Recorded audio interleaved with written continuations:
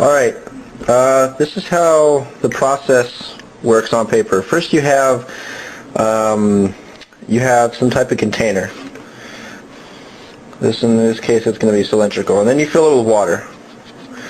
And then you put a cap on that container, and you put in an anode and a cathode. Let's just pretend this is the cathode,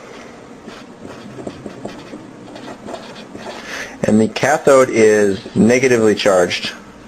And then here you have the anode, which is positively charged. Now, this is going to be hooked up to a car battery, which is going to give you 12 volts, and this thing is going to draw, depends on how much baking soda you use, a specific number of amps.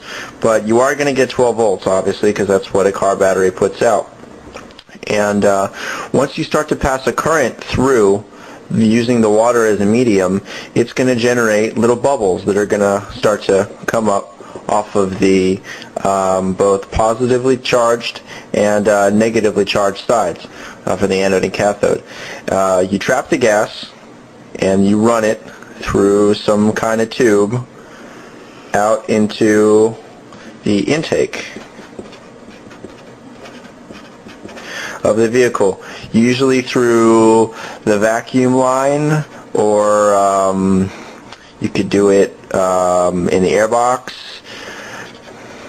There's a few different ways. Vacuum line works the best because it keeps a constant draw. You just have to make sure that it doesn't have too much of a vacuum, or else it'll suck the water right out.